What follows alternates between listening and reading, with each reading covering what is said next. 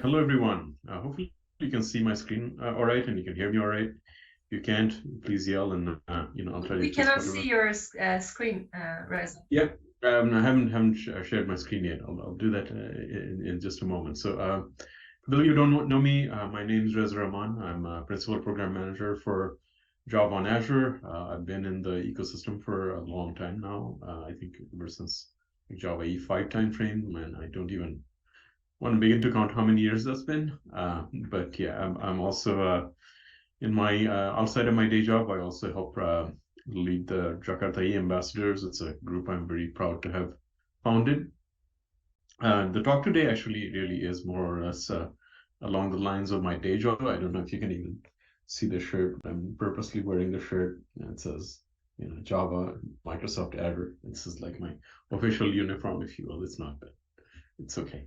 A few quick things first before we dive in. First and foremost, don't hold back questions until the end. Generally, I don't usually do that for any of my talks. You can just ask me questions throughout, and I'll just answer them throughout. There'll be natural pause points in the talk where I'll stop a little bit and see if you have any questions, and I can answer them then. So don't bother waiting until the end. Just ask me questions throughout. All right, so without further ado, let me get things rolling. So I'm going to just share my screen. I'm going to put my camera to the side here. I may glance sideways a little bit. If I do that, you know what I'm doing. I'm basically looking at my camera, making sure things don't look messed up, that's all. So hopefully you can see my screen now. And hopefully very soon you'll be also able to see my slide deck. And this pesky thing doesn't want to go away. You probably can't see it, but it's like hiding my buttons. But yeah, all right. So hopefully you can see my screen by now. So yeah, the title of the talk, as you know from the agenda, is Jakarta NoSQL powered by Cosmos DB on the cloud. What is the talk actually about? Well, the talk is about actually sort of a mashup of two different things, as you can imagine.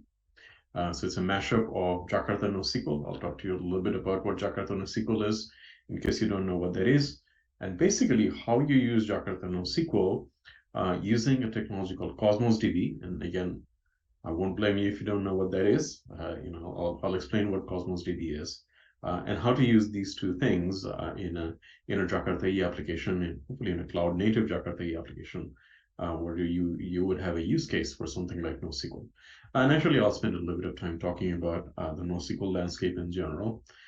Generally, when I deliver this talk, that's actually where most people still have questions on, which is understandable. It's still unclear, let's say, where precisely the use case is. It's a worthy discussion to be having. All right, so at the end of the talk, I will share out where the slide deck is. You don't have to wait for it. It's already on Speaker Deck. And if you already know my Speaker Deck account, you can go find it out. And in fact, all the code examples, and I do have a little bit of code examples for this talk. All those code examples are also on GitHub. Again, if you know my GitHub account, it's really easy to figure out which repo I'm talking about. All right, so let's move forward. So first and foremost, we should talk a little bit about Jakarta NoSQL. So hopefully a lot of you here already know what Jakarta NoSQL is, but in case you don't, let me give you a very brief introduction. If you will, this is a bird's eye view. My job is here not to explain Jakarta NoSQL, the mechanics of that too much. Mostly, I actually want to talk about the integration pieces between Cosmos DB and Jakarta NoSQL, but I'll give you a little bit of an overview.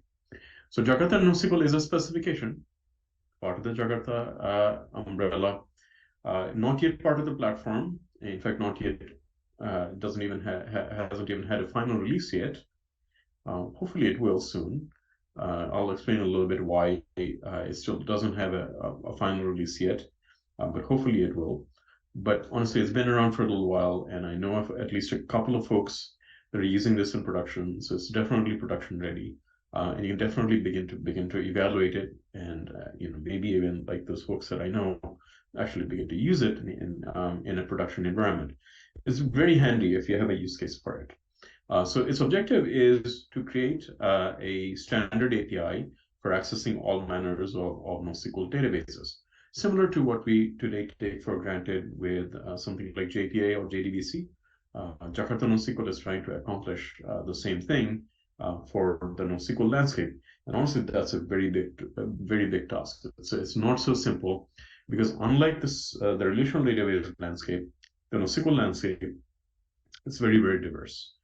There's never really been a standardization effort in the NoSQL landscape. Every single database is a little bit different, and it has different features and different APIs.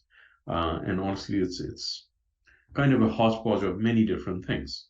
So trying to standardize and create one API for that is a pretty daunting task. But I do think the Jakarta NoSQL specification so far really has done this in a fairly smart way.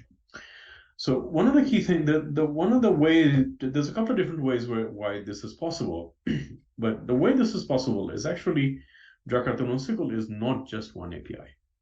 It's actually several APIs, and it has sort of flexibility built into it that allows for basically adapting to many different use cases. So this is why it's actually a useful facade for something like the Jakarta for the NoSQL landscape. So first and foremost, there's several layers in this API. So the lowest level API is the communication API.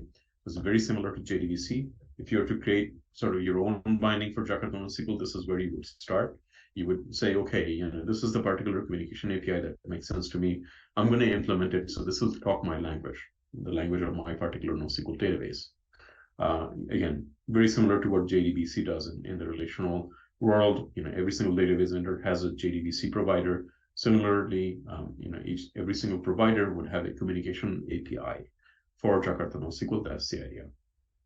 A layer above that is a mapping and template API, and this is very similar to basically JPA, right? So this is what you use to say, okay, here's a Java object. This is how it maps to my underlying database, whatever type of database that may be.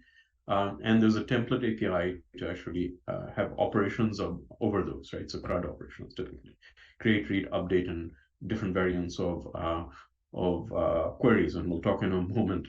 Not every single NoSQL database even supports queries, but some mechanism of querying. So that's what basically JPA does, right? The JPA entity manager, the JPA annotation is basically that's what it does. Yet another abstraction layer that Jakarta NoSQL has is something called the repository API. And this is very similar to if you've worked with Spring Data JPA or the Delta Spike data model, that's what it is. It's basically an much higher level interface that says, hey, this is how I access my database. This is my finders, this is my sort of my CRUD methods, and basically generate the rest of it for me. And this is something that is built into the Jakarta NoSQL API itself. Me personally, I think it's a bit excessive. It's too much abstraction for me. I tend to not use it.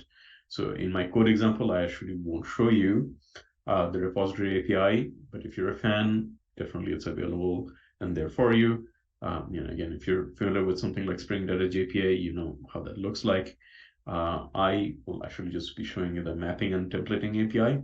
That's more in some cases for NoSQL databases, the key can be quite elaborate and have its own metadata mechanism. And the value would be like whatever it is that you're storing in the database. Typically, this would be some kind of binary object, or it could be simply a representation of data in some way. Typically this would be stored in something called JSON or BSON or what have you. It's a lot of these NoSQL databases will have richer built-in type capabilities.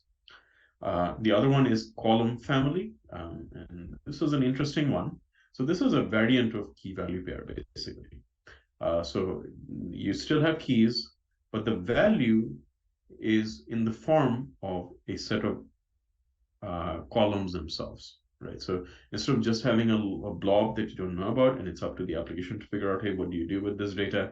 Basically, column family databases are aware of what that data actually is in terms of within your value, there's like nested key values, if you will. So you can say, hey, okay, I have this book object, but within this book object, I know there's fields called name or ISBN or price or so on and so forth, right? So this is what column family database is. One step above that is a document database. So this is much like column value, except for the fact that these can be much more complex structures, literary documents. So if you're my age, think XML structure, something that has structure. Typically, again, the common storage mechanism here is something like JSON. But the idea here is that you should be able to navigate these objects, so literally documents. You can have all kinds of interesting data structures within your database effectively. And then you have graph databases. Graph databases, basically what they do is they are more applicable to things that map naturally to graphs. So social media networks would be an example, or something like that, right? Where the relationship between objects is significant, and there's actually value stored in the relationships themselves. And there's not that many of these. They're relatively rare. There's only a few one well-known ones out there, Neo4j being probably the most well-known one. So aside from that, Jakarta NoSQL also has built-in capability of bean validation, just like in JPA, you can use bean validation with it. In Jakarta NoSQL, you can use bean validation with it. Its configuration mechanism is more modern. You don't really configure Jakarta NoSQL using XML. You actually just configure it using microprofile config, so more or less like key value pair property files, and that's what you use to configure Jakarta NoSQL. And this is really the reason why it's not final yet, because right now Jakarta NoSQL has a dependency on microprofile configuration, which of course is not part of the Jakarta platform.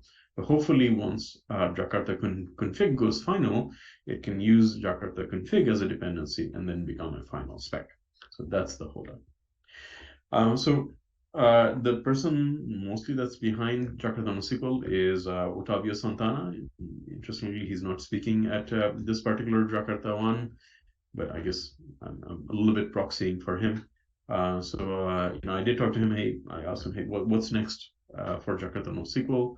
And basically, he gave me a long laundry list of things, but these are the main things that will be coming soon for Jakarta NoSQL. Obviously, getting the stable release out.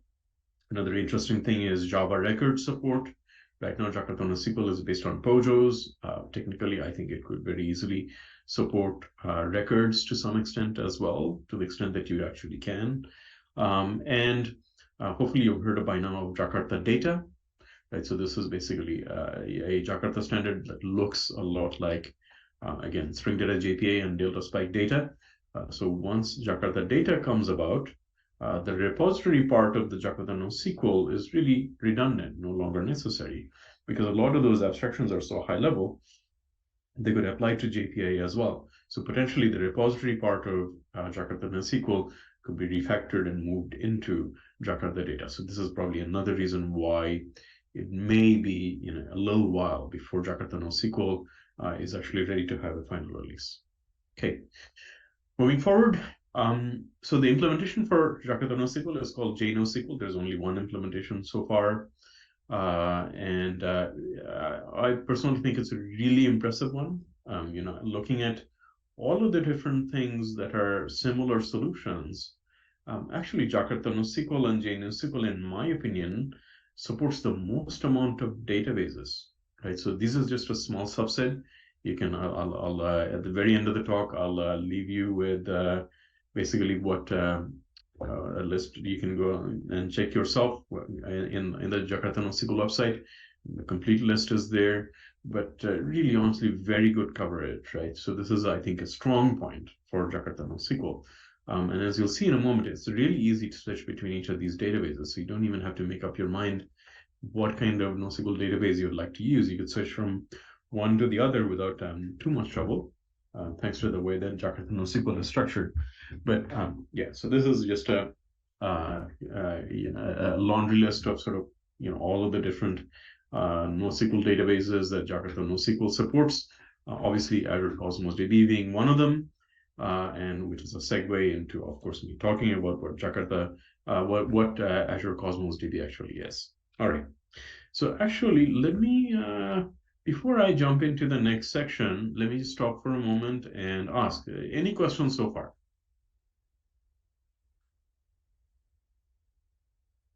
Sharno, I don't know if you're still able to chime in or not. I just primarily I'm asking you actually whether there's any questions I need to answer at this point.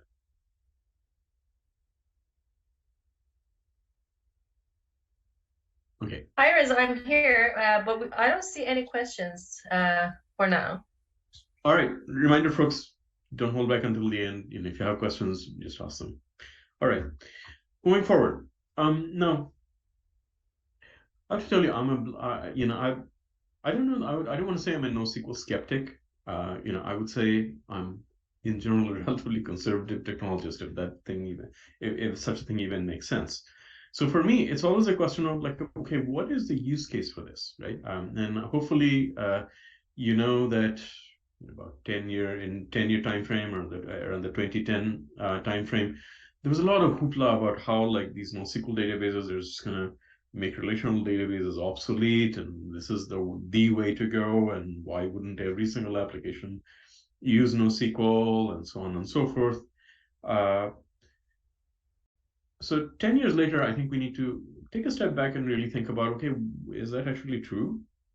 And if it's not true, where do we actually use this NoSQL technology, and what is the data behind it? And in essence, this is my day job also, right? I mean, ultimately, when I make product decisions, it's a lot of it is driven by customer input and customer data. So it's natural for me to take a look at data and also share some of this data with you. So let's try to understand, like, where does this NoSQL landscape actually stand today, right? So here's one way of looking at it. So I put this into Google Trends. I also did an Indeed.com search. Indeed.com is a job site, as you know. It's a sort of a conglomerated job site. Like it's a job site of job sites. So you can easily look at job trends there as well. But actually, the data is very similar between Google Trends and Indeed.com. So you can see here what the trend here actually is. So there was a point in time where this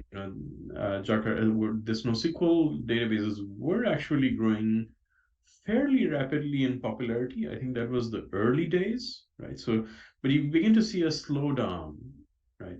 The slowdown comes in, I think, around 2015, 2016, and more or less in after 2018 or so, in the past 4 years, 5 years, it's actually relatively stagnant, right? So it isn't really like basically it was subject to hype in the early days, but the hype has basically died down at this point, right? So there's not a lot of hype around this. The other thing to notice is that there's very clear leaders and followers in this NoSQL landscape as well. So there's literally dozens of NoSQL databases, but when you really look at the data, it's really just one database, more or less, that actually dominates in the NoSQL landscape, and that is MongoDB. Right? So MongoDB is by far the clear leader, as you can see from this data. Redis, which is like an old guard, key value caching technology, surprisingly, that is basically like sort of the second best, right? And it's not even a NoSQL technology per se. It's more like caching technology than a NoSQL technology. That comes in second place, very clear second place. And then there's everybody else, right? So I didn't even put in all of the dozens of different NoSQL databases. Like they literally would be like at the bottom of you wouldn't even be able to see it. It would be like overlapping lines at the very, very bottom. But third place is something like Cassandra, and you can see Cassandra is dropping off, right? So it's actually dropping off. The drop started around something around the 2015, 2016 timeframe, and same with all the rest of them, right? So they're at best linear, maybe actually lessening in popularity, if you will, but more or less a established landscape. Same thing for if you look at all of this, and there's a very interesting website out there. It's called DB Engine Ranking. Right? So this is basically what they do. It's like sort of TOB for database engines, right? So they're tracking sort of the usage patterns for NoSQL databases. And again, you can see very clear pictures here of what actually is going on. So overall, by a good margin, the market leaders really are the old guard technologies. So Oracle DB, MySQL, Microsoft SQL Server, Postgres. These are the guys that are at the top, right? And by a good margin. So what this tells you is, canonically, when you're starting an application, you actually should probably just start with a relational database. That's in practicality, that is what most people are actually doing. And again, the ones that actually stand out in any meaningful way is Redis. And in this particular data point, actually, Redis comes out a little bit on top of MongoDB, but really Redis and MongoDB, and then there's the rest, right? And you can see that, other than at the very top, barring things like Cassandra and Elasticsearch, which you can argue isn't even a database really. It's a way of doing consolidated logging more than it is about a database. All the rest actually aren't even tracked because their adoption is so small, it won't even show up in this graph, right? So all of the rest of the dozens of NoSQL databases, that's really where they are. So that should leave you with an interesting question of when should you actually use NoSQL? So this is an interesting question, but I'll give you my opinion, and I didn't really make up a slide for this. I'll just sort of left it as a discussion point. As a general recommendation, what I would tell you is probably you should start with a relational database when you're developing an application. Most likely for 80 to 90% of applications, that is the right type of database you want to use, and it fits the right use cases for you. Where you should begin thinking about NoSQL databases is a few cases, right? So one is if your data is really, really large, right? So relational databases, one of the big problems for them is they do not scale horizontally beyond one or two, maybe at best 3 instances. So that only means that you are constrained by CPU resources, and you're also constrained by I/O and constrained by storage. So in general, if your database is more along the lines of multiple terabytes or petabytes, right, that's where you should really think about relational databases, because NoSQL databases, because relational databases just won't be able to handle that type of load. Gigabytes of data, relational databases, no problem whatsoever, right? It'll just perform with flying colors, no problem at all. But when you have that scale of data, so we're talking about basically Twitter scale or Google scale or something of that nature, petabytes of data is a lot of data. That's when you really need to think about NoSQL databases very clearly. If you have geolocation needs, in other words, the same bit of data needs to show up in real time across the globe, that's another case for NoSQL databases, because relational databases just won't be able to do that for you. But NoSQL databases, because of the way they are developed with distributed computing in mind, those type of databases will be able to handle that. Another use case is really if you have very unstructured data, right? So your data just doesn't have a deterministic structure. It varies way too much, right, from one data point to another. That's another use case for NoSQL, because NoSQL databases generally will not enforce structure on you, right? So the structure can be quite flexible. In my mind, I think those are really the use cases for when you would want to consider a NoSQL database over relational databases. But honestly, for the most part, you should probably just stick with relational databases to begin with. Any questions on that? So let me stop there before next I'm going to jump into Cosmos DB. Then we're gonna stop sort of the slide part of the presentation, and we'll dive in more into the code and begin looking at code. But before I do that, let me stop for a little bit. Any questions, comments, anything you'd like to discuss at this point?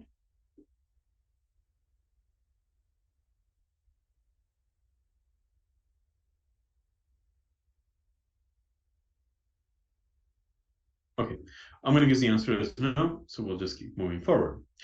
So let's talk about Azure Cosmos DB. What is Azure Cosmos DB precisely? So obviously people are running, NoSQL databases and relational databases just fine, in their data centers, on premise, what have you. But what Azure Cosmos DB is that it is a managed database. It's a PaaS service. By the way, on Azure, we also have PaaS services for relational databases like Azure SQL, Azure Postgres, Azure MySQL, so on. But basically, Azure Cosmos DB is our flagship NoSQL managed database, right? So if you want a NoSQL database and you don't want to be in the business of infrastructure management, Azure Cosmos DB is your answer. Reza, I actually have a question for you. Sorry to interrupt you. So do you see NoSQL being included in the future version of Jakarta EE? And if yes, something like Jakarta NoSQL has enough of a use case surface to be included in any profile. I think something like Jakarta NoSQL is best if it's just simply a standalone specification under the Jakarta umbrella. So this is a recognition that it is part of the Jakarta family. And we should leave it to runtimes to include something like Jakarta NoSQL in a modular fashion. So great example of that is Liberty, for example, right? So I would love to see Jakarta NoSQL show up as a Liberty module. I'd love to see Jakarta NoSQL support added in Quarkus. Love to see it in Helidon, but I don't see the need for like forcing implementations to add it by default in any given profile, honestly speaking. Okay, any other questions? No, that's it, Reza. Thank you. Okay. All right, so back to Azure Cosmos DB. Okay, so other than a managed database, what actually makes Cosmos DB so special? So what makes Cosmos DB special is actually not so much that it is a managed database, but what you can do with it if you really have the use case and you really have the need.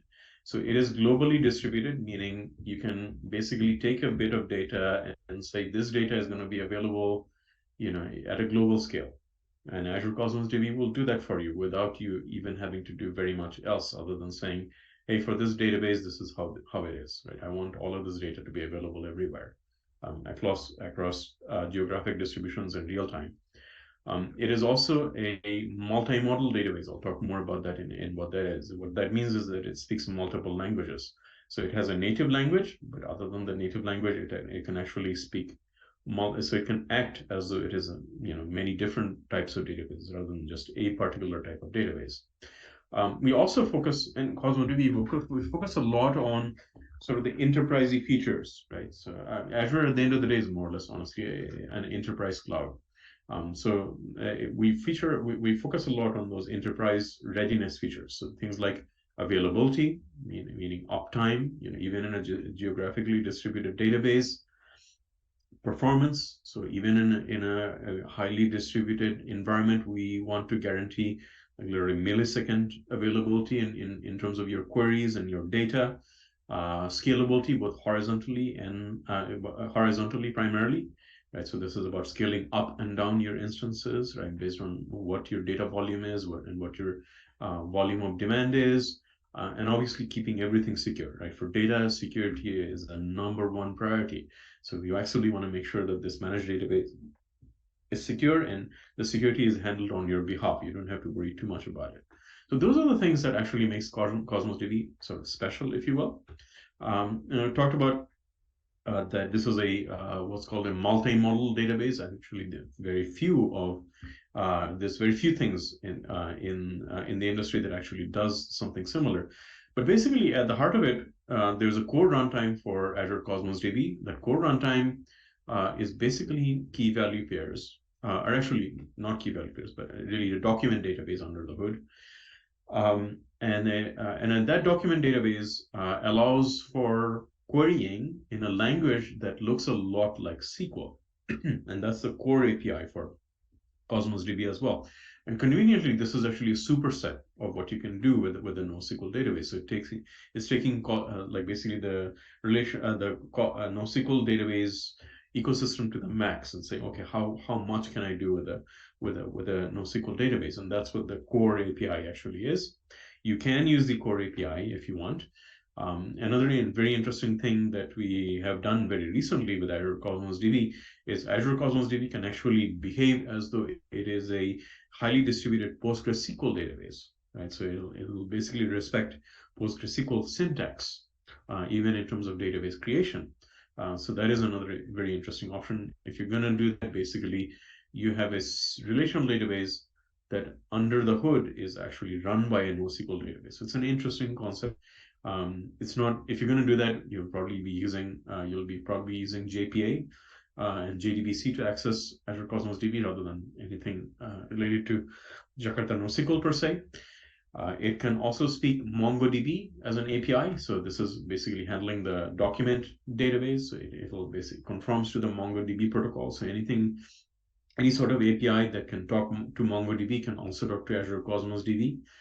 Same deal with Cassandra. Cassandra is a column family database, and you saw all the list of things, and really MongoDB and Cassandra are more or less so the top players, if you will. And again, Azure Cosmos DB can sort of act as though it is Cassandra. Similarly, it has capabilities of acting as a graph database. So the protocol that it follows there is Gremlin. Gremlin is sort of a standard. There's a project called Apache Tinkerpop that actually implements Gremlin. Gremlin is implemented by Neo4j also, right? So what this means is it can basically more or less Cosmos DB can act as though it is Neo4j as long as you're using the Gremlin language. And then finally, there's also plain old key value. So the key value API that is in use is something called Azure Table Storage. You probably don't know what that is. So basically, Azure Table Storage is a general purpose Azure technology. It's if you will S3 plus. So Azure Storage does have something that behaves as though it's much like S3, but it also has richer capabilities. So this is basically your key value database, if you will. So it can speak that dialect as well. So you can actually speak to Azure Cosmos DB via Jakarta NoSQL using these various dialects. So you can either talk to it using the MongoDB API, you can talk to it using the Cassandra API, you can talk to it using the Gremlin API, because this is also something that Jakarta NoSQL supports as well. So Jakarta NoSQL so far doesn't speak core Azure Cosmos DB. So basically you can speak to Cosmos DB using these other protocol mechanisms via Jakarta NoSQL. Okay, so without further ado, let's jump into a little bit of code. Before I do that, I'll stop a little bit, make sure there's no questions specific to Azure Cosmos DB. But this is where the code resides. You can see the URL. I'll post the URL in the chat towards the end of the talk, so you can have it. But it's really just in my personal repo. So let me stop here for a moment while I pull up the browser and show you what's in the repo.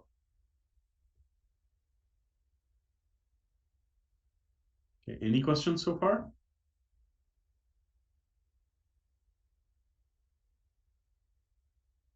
So I also want to log into the Azure portal. So I'll do that while I wait for any questions that you might have. And I hope I'm not having some kind of network outage. That'll be really interesting. Network outage in the middle of my talk. That's what you need, right? Okay. I'm going to continue hoping, man. I'll tell you, Zoom is not my favorite interface for screen sharing. It's very clunky. Okay. All right. Finally, here's my sign in.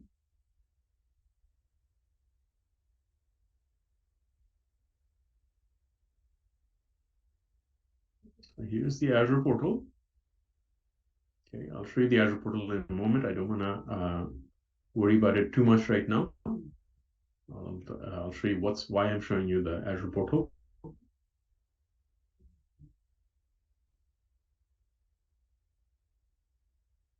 Oh, I had the wrong tenant. So this is part of the reason why the login was taking such a long time.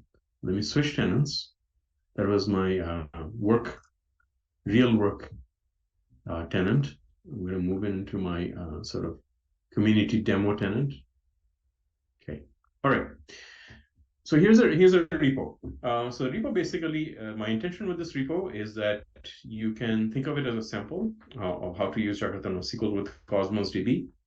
The idea here is to be able to be self-service. So you can actually go to this repo, clone this repo, and actually be able to go through the demo by yourself and get started by yourself, right? So there's a little bit of setup involved. I've already set all this up locally, so you need JDK 11 plus. That's what Jakarta NoSQL requires. That's what I have in this particular case. It's just a Maven project. You can use any IDE that you want. I happen to be using Eclipse because that's what I'm most used to. You do need an Azure subscription, right? Because Azure Cosmos DB is an Azure service, so you need to run it on Azure. In this particular case, you can get a free subscription for 1 year. It's not a big deal. You're not going to charge anything. And in fact, it goes beyond that. Azure Cosmos DB actually has a free tier as well, right? So you'll even after the 1 year, you can continue to use it and not actually be charged anything if you want. You will need this code example. You can clone it or download it. Then I will go through the steps for you to go ahead and create Azure Cosmos DB. All the steps are outlined here. I've actually gone ahead and done that. It takes about half hour for the initial deployment to happen for Cosmos DB. So I didn't want to do that right in the middle of my talk. Obviously, I won't have much of a talk left if I did that. Although I've been experimenting to think about whether I should start the deployment at the very beginning of the session and then say, oh, I created the database for you in real time. But in this case, I wasn't so adventurous. I actually went ahead and created these steps. And so I have an Azure Cosmos DB instance running. I'll show you that instance in a moment. Then you need to run the application. Very simple. All you really do is open up your IDE, import the project as a Maven project, which I've done already, and basically off you go, right? You can basically just run the project. I didn't actually do anything very fancy. I just actually have just a unit test to show you that I want to keep it very simple, stupid. It just uses Weld to spin up a CDI instance and run a unit test for you, and that's about it. But obviously, you can apply the same thing to a Jakarta project if you want, and the code would be, if anything, simpler. To do, for those of you who are open source minded, I'd love to actually have multiple variants shown in my code example. Right now, I'm just using MongoDB. Right, so I'm going to demo the MongoDB way of accessing Cosmos DB using Jakarta NoSQL, but I'd love to actually also incorporate Cassandra and Gremlin. So that would be a welcome PR, right? So if you're interested in doing this, hopefully get in touch with me and maybe you can help me do that before I finally have the time to do something like that. So let me get past the annoying Zoom box. So here's my Azure portal. So this is the resource group that I created before. It's basically a grouping of different Azure resources. In here, you can see that I just have one thing in this group, and that is basically my sole Cosmos DB instance. If I go in there, I'll say Azure Cosmos DB for MongoDB account. Okay, so this is a Cosmos DB instance that is acting as though it is MongoDB. So I'll show you different stuff as I run the demo. We'll just leave this open for now. Actually, don't need the GitHub repo anymore. So let's now hop into the IDE. Okay, so here's the project. It is basically a Maven-based project. I'm gonna just to get things started, make sure I don't mess things up in the middle. I'm just gonna say Maven clean. Okay, and next thing I'm going to do is I'm going to go ahead and do a run as Maven install, and what this will do is it will actually run a bunch of unit tests. So let's take a look at what happens. Okay, so there are my tests. That's Jakarta NoSQL bootstrapping, and it went by super fast. Okay, but there's a whole bunch of stuff that happened, but let's go through it real quick. Okay, so hopefully you can take a look at this. It says testing persist of orders and customers. It says I saved 3 orders, and then testing find by ID and found an order. Right, this is how the order looks like. Testing querying. Right, so there's different queries that I'm running right now. So I'm trying to found orders with cost greater than 1,000. One of those. Found orders with a machine. 2. Found testing update order. So here's what I updated in terms of the order. And then finally, I'm deleting the order, deleted order with 3. And I'm also testing bean validation. So I'm testing that, testing validity of an order. And in this case, invalid order that I tried to persist, and I'm getting a nice error message because of it. So let's take a look at the code real quick. I know I don't have a whole lot of time. I probably have like plus or minus 5 minutes. So let me see what I can do and work around again my pesky little thing for Zoom. Okay, so I'll show you the test first. Okay, so here's the test. All right, and can I full screen this? Can I full screen this? Yes. Okay, so I have several tests here. What I do here is I'm initializing the SE container for CDI, getting it what's called the template. In this case, it's going to be a document template because I'm using MongoDB and it's a document type. Then I'm deleting everything from the order table or order document. Here's how I'm creating a customer. Okay, here's where I'm creating an order. I'm setting up the relationships, setting up an address for the order, setting up the order lines, right? As you can see, several order lines. And finally, I have my magical insert statement, very similar to JPA, and adding another one in the same way, and adding yet another one, and then finally asserting that I have 3 records. Okay. Similarly, here's my find by ID. So I'm finding by a given order ID and asserting that I found it. I'm doing several queries, and because I am using MongoDB, I can use syntax like this, right? So I can say from order where total cost is greater than 1,000, okay? And I can find out whether that is true or not.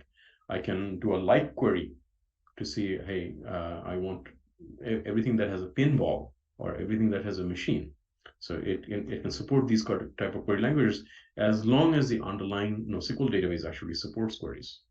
Okay, I'm doing an update here, and then I'm also doing a delete here, and here's my validity. I just created an empty order, but when I create an empty order and I try to insert it, it's going to fail, right? Because it's an empty order, it's invalid. So if you look at the order object, it uses a lot of annotations very similar to JPA, but not quite the same. Okay, so and I'm also doing bean validation constraint here. So it is an order is an entity. It has an ID just like you would in JPA. It has columns. So in my case, it has simple columns like description and total cost. All of them, as you can see, have bean validation annotations attached to them. But then I can also have complex objects. Okay, so I can have embedded objects, that is the order line. I can have customers and addresses. So a customer is an entity also. An address is actually an embedded. Okay, an embeddable. So very similar to JPA, right? And I'll just briefly show you the configuration before I show you how the data actually looks like. So if you look in source main resources, this is how you configure the thing. It's super simple. Okay, you simply say, what is your data store name? What is the database name? And this is like your MongoDB URL. Okay, it's a long URL. Right? This is how you connect to MongoDB, just like a JDBC URL. And then you say, hey, what kind of provider do you want? Right. So in this case, I'm saying I want a communication driver. This is your JDBC driver configuration, if you will, for MongoDB using the document model. So I'm just gonna, I'm almost out of time. I'm gonna hop back into the Azure portal and show you how the data looks like. Okay, so one of the nice things that I really like about this is that it's a relatively self-contained UI, and I hope my network is not gonna be dying here. So if you look at the order, and you look at the table, and you look at number 1. Okay, this is how your data actually looks like. My apologies, I should have shut off my phone. So this is how the data looks like. As you can see, it is in JSON format. Okay, so this is the structure of this data. All right, so that's about it in terms of let's hop back right into my session. Okay, I can have another 10 minutes. Okay, sounds good to me. All right, so let's hop back into my session. All right, so Jakarta NoSQL is basically a new standard. Like as you can see, it's a new specification. It is as far as NoSQL databases go and a managed one goes, it's a very good one, Cosmos DB.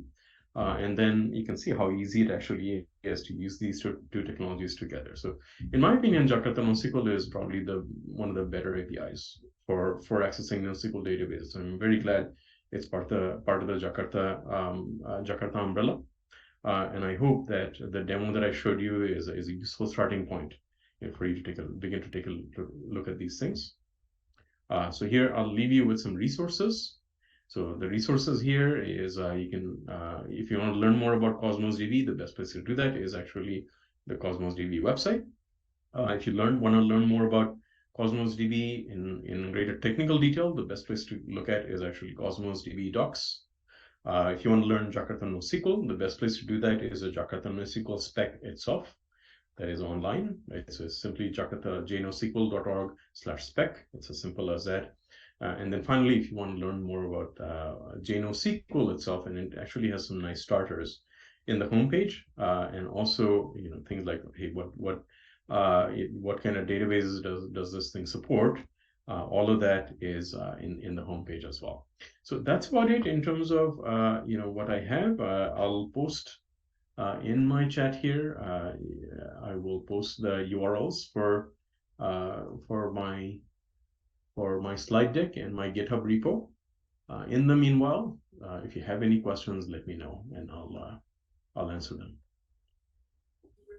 Here's the URL for the GitHub repo. Let me also give you the URL for my talk.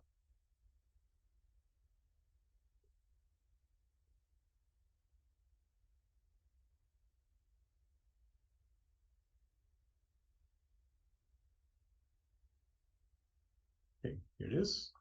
There's the slide deck. And I believe there's actually recordings of this talk already out there on YouTube somewhere, but obviously this talk that I'm delivering today will also be recorded in some shape or fashion. Yeah. So, okay, with that, I'm going to stop sharing my screen. Thanks so much, Reza. Yes, we're going to share this on our YouTube channel, and it's going to be on the Jakarta One live stream website as well later on. But yeah, as you mentioned, it's being streamed on Twitter and YouTube and Facebook as well, and it's going to be available there for people who are interested to rewatch it. Great. Okay. Well, let me know if you have any last minute questions. Otherwise, yeah, it's been a pleasure as always. I think this is like my fourth. It's the fourth Jakarta one, and it's my first time speaking here. So yeah, it's been a pleasure. Thank you so much, Reza. I don't see any questions, but if there are more questions for Reza, please feel free to add in the chat section, and he can reply to you there as well. Yep. Otherwise, yeah. Also, my contact information is like on my website. Let me post that also while I'm at it. Why not?